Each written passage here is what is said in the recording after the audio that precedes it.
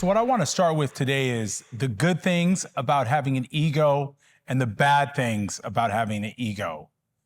Every human being you know has an ego of some sort in some way. Now, me, myself, I have an ego. Now, many of you watching this are probably laughing right now because they've probably had situations with me where I use my ego in a way that probably wasn't the right thing to do.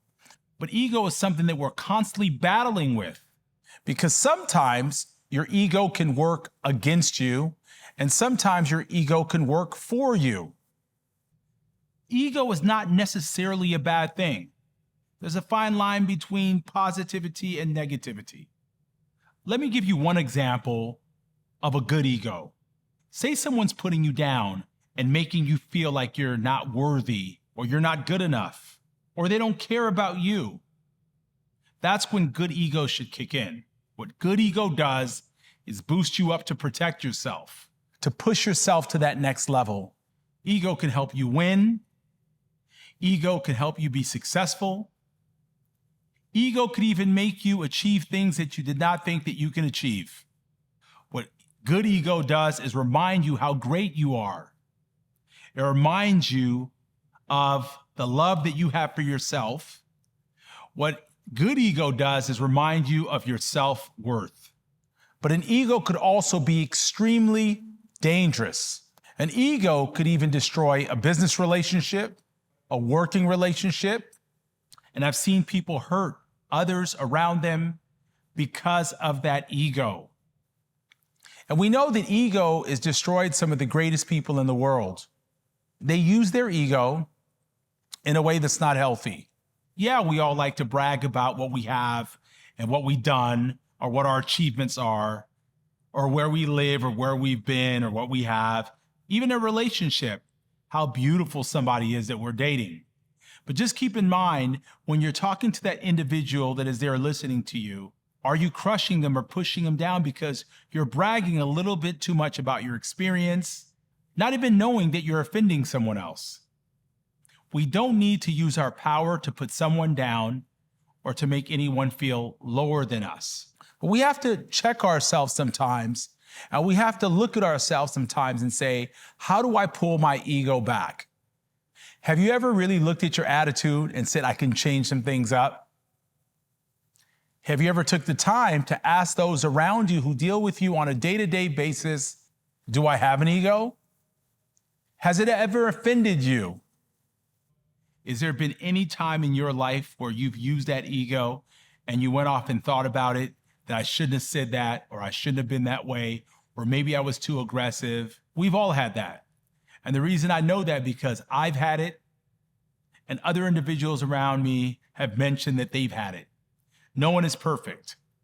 So control your attitude and control how you speak to others. People get their feelings hurt all the time in a basic conversation. We have to remember words are very powerful. Like they used to say, our parents, if you can't say anything good, don't say nothing at all.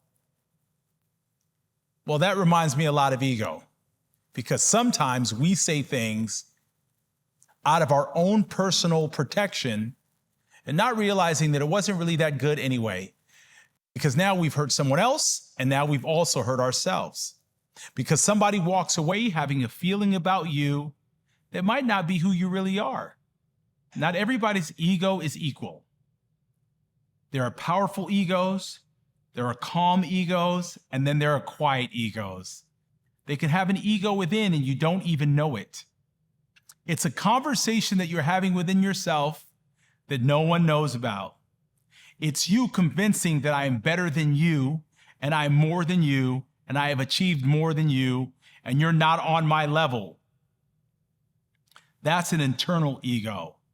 I actually think that's more detrimental than a verbal ego. Because when you have a verbal ego and you say something by using your ego to hurt someone else, that individual could tell you, hey, yo, calm down, man, you got an ego. Or let go of your ego, bro. I'd rather have somebody have that conversation with me than have a self-inflicting ego that lives within me and my imagination and I'm constantly hurting someone else, insulting someone else within me and not letting them know. So remember, everybody watching this, please control your ego. Use the ability to try to make things greater and better around you by having a positive attitude where you can still get the same point across without putting someone down. So let's use it in a positive way. Let's figure out a way to use our strength the right way. Let's try to make sure that anybody that walks away from a conversation from you feels good about the conversation. Let's make sure that our ego is rewarding to others. So remember, check your ego, because we all have one. I'm Juan G.